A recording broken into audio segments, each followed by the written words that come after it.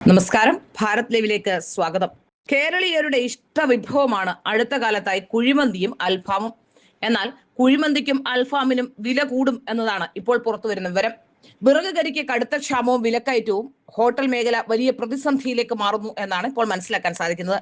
മലയാളികളുടെ ഒരു വിഭാഗത്തിന്റെ പ്രത്യേക വിഭവമായ അൽഫാം, കുഴിമന്തി, കബാബ്, തന്തൂരി ചിക്കൻ എന്നിവയുടെ പാചകത്തിന് അത്യന്താപേക്ഷിതമായ വിറക് കരിക്കുണ്ടായ കടുത്ത ക്ഷാമവും വിലക്കയറ്റവും ഹോട്ടൽ മേഖലയെ വെട്ടിലാക്കുന്നുണ്ട്. അടുപ്പുകളിൽ വിറക് കരി പുകയുന്നത് കുറയുന്തോറും ലഭ്യത കടുക്കുകയും ചെയ്തതോടെ ഈ വിഭവങ്ങൾക്ക് വില വർദ്ധിപ്പിക്കേണ്ട സാഹചര്യത്തിലാണ് ഹോട്ടൽ ഉടമകൾ എന്ന് വ്യക്തമാകുന്നു. എറണാകുളം ജില്ലയിലെ വിറക് കരിയുടെ ചില്ലറ വിൽപ്പന വില കിലോയ്ക്ക് 40 രൂപയിലെത്തിയിട്ടുണ്ട്. മുന്തിയ ഇനം കരിക്ക് കിലോയ്ക്ക് 50 രൂപ വരെയാണ് വിപണിയിൽ ഈടാക്കുന്നത്. സംസ്ഥാനത്ത് പോത്തിറച്ചിയുടെ വില കുതിച്ചുയർന്നു നിൽക്കുന്നതിനിടെ സാധാരണക്കാരന് ആശ്വാസമായിരുന്ന കോഴിയിറച്ചി വിലയും ആകാശത്തോളം ഉയരുന്നു. വിപണിയിൽ കോഴിയിറച്ചി കിലോയ്ക്ക് 240 മുതൽ 250 രൂപ വരെയാണ് നിലവിലെ നിരക്ക്. ജീവനുള്ള കോഴിക്ക് കിലോയ്ക്ക് 164 മുതൽ 170 വരെയും ഈടാക്കുന്നുണ്ട്. സാധാരണയായി കർക്കിടക മാസത്തിൽ ഇറച്ചി ഉൽപ്പന്നങ്ങൾക്ക് ഡിമാൻഡ് കുറയുകയും വില ഇടിയുകയും ചെയ്യുന്നതാണ് പതിവെങ്കിലും ഇത്തവണ വിപണി തന്നെ തലതിരിഞ്ഞ സ്ഥിതിയിലാണ്. കടുത്ത വിലകയറ്റം കാരണം കച്ചവടവും ഉപഭോഗവും പകുതിയായി കുറഞ്ഞതായി തൃശൂർ ശക്തൻ മാർക്കറ്റിലെ വ്യാപാരികൾ വ്യക്തമാക്കുന്നു. കേരളത്തിലെ ഹോട്ടലുകളിലേക്കും ഭക്ഷണശാലകളിലേക്കും ആവശ്യമായി വരുന്ന വിറക് കരിയുടെ 80% എത്തുന്നത് അയൽ സംസ്ഥാനമായ തമിഴ്നാട്ടിൽ നിന്നാണ്. ഇതിനു പുറമെ ആന്ധ്രാപ്രദേശ്, കർണാടക ഇവിടങ്ങളിൽ നിന്നും കരി കൊണ്ടുവരികയും ചെയ്തിരുന്നു. തമിഴ്നാട്ടിൽ നിന്നുള്ള കരിയുടെ വരവിൽ വലിയ തോതിൽ കുറവുണ്ടായിട്ടുണ്ട്. കേരളത്തിൽ എറണാകുളം, കോഴിക്കോട് ജില്ലകളിലാണ് വിറക് കരിയുടെ ഉപയോഗം ഏറ്റവും കൂടുതലുള്ളത്. എറണാകുളം ജില്ലയിൽ മാത്രം പ്രതിമാസം 50 ടണ്ണോളം കരി ആവശ്യമുള്ളതായി വിതരണക്കാരായ വ്യാപാരികൾ വ്യക്തമാക്കുന്നു.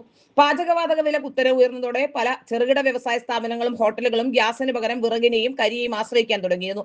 ഇതോടെ വിറകിന് വിപണിയിൽ പെട്ടെന്ന് വൻ ഡിമാൻഡ് അനുഭവപ്പെടുകയും ചെയ്തു. വിറകിന് വിപണിയിൽ ആവശ്യക്കാർ ഉയർന്നതോടെ ഇത് കരിയാക്കി മാറ്റുന്നതിന് പകരം നേരിട്ട് വിറകായി വിറ്റ് വ്യാപാരികൾ ഉയർന്ന ലാഭം നേടുകയാണ്. ഏകദേശം 20 ടൺ വിറക് കത്തിച്ചാൽ മാത്രമാണ് 8 ടണ്ണോളം കരി ലഭിക്കുന്നത്. കരി നിർമ്മാണത്തിനുള്ള വലിയ കഠിനാധ്വാനവും അതിൽ നിന്നുള്ള കുറഞ്ഞ ലാഭവും കാരണം പല നിർമ്മാതാക്കളും ഈ രംഗത്തു നിന്നും പിന്മാറുന്നത് കരിയുടെ ലഭ്യതയെ കാര്യമായി ബാധിച്ചിട്ടുമുണ്ട്.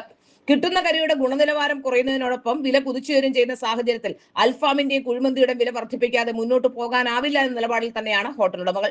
പോത്തിറച്ചിക്ക് പിന്നാലെ കോഴിയിറച്ചിക്കും പൊള്ളുന്ന വിലയാണ്. ഇപ്പോൾ കിലോയ്ക്ക് 250 കടന്നു. കോഴിത്തീറ്റ വില വർധനവ് തിരിച്ചടിയാകുകയാണ് സംസ്ഥാനത്ത്. നേരത്തെ 1350 രൂപ ഉണ്ടായിരുന്ന 50 കിലോഗ്രാമിന്റെ ഒരു ചാക്ക് കോഴിത്തീറ്റയ്ക്ക് നിലവിൽ 1850 രൂപയായി ഉയർന്നു. ഒറ്റയടിക്ക് 500 രൂപയുടെ വില വർധന.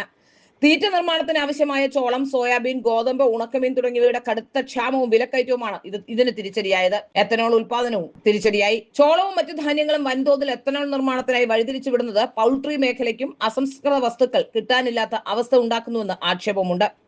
രാജ്യത്ത് പലയിടത്തും മഴ കുറഞ്ഞത് ഉൽപാദനത്തെ ബാധിക്കുമെന്ന ഭീതിയും ഉൽപാദകരെയും ഫാമുകളെയും സമ്മർദ്ദത്തിലാക്കുന്നു. കേരളത്തിലെ പ്രതിദിനം 30 ലക്ഷത്തോളം കിലോ കോഴിയിറച്ചിയും 2 കോടി കോഴിമുട്ടയും ആവശ്യമാണ്. എന്നാൽ ആവശ്യമായ കോഴിയുടെ 70%വും മുട്ടയുടെ 80%വും തമിഴ്നാട്, കർണാടക തുടങ്ങിയ അയൽ സംസ്ഥാനങ്ങളിൽ നിന്നാണ് സംസ്ഥാനത്തേക്ക് എത്തുന്നത്. ആഭ്യന്തര ഉൽപാദനത്തിലുണ്ടായ കുറവ് മുതലെടുത്ത് വൻകിട കോഴിഫാം ഉടമകൾ വിപണിയിൽ കൃത്രിമ വിലക്കയറ്റം സൃഷ്ടിക്കുന്നതായും ചില വ്യാപാരികൾ ആരോപിക്കുന്നു. ഇതിനിടെ കോഴിമുട്ടയുടെ വിലയും 8.5 രൂപയായി ഉയർന്നിട്ടുണ്ട്. കാറ്ററിംഗ് മേഖല കടുത്ത പ്രതിസന്ധിയിലാകുമ്പോൾ കാറ്ററിംഗ് മേഖലയിലുള്ളവരും അത് വാങ്ങി വിൽക്കുന്നവരുമൊക്കെ വലിയ പ്രതിസന്ധിയിലാവുകയാണ്. ഇതര സംസ്ഥാനങ്ങളിൽ നിന്നും കന്നുകാലികളെ കൊണ്ടുവരുന്നതിനുള്ള കർശന നിയന്ത്രണം കാരണം പോത്തിറച്ചി വില കിലോയ്ക്ക് 500 രൂപയായി മാറ്റമില്ലാതെ തുടർന്നും ജനങ്ങൾക്ക് ഇരട്ടി ആഘാതമാകുന്നുണ്ട്.